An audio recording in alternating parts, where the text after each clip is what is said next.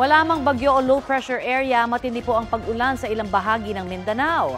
Sa Santa Maria, Davao del Sur, nagka-landslide nitong weekend. Humambalang sa bahagi ng Davao-Sarangani Coastal Road ang mga bato, putik at lupa mula sa gumuhong parte ng bundok. Stranded ang mga motorista.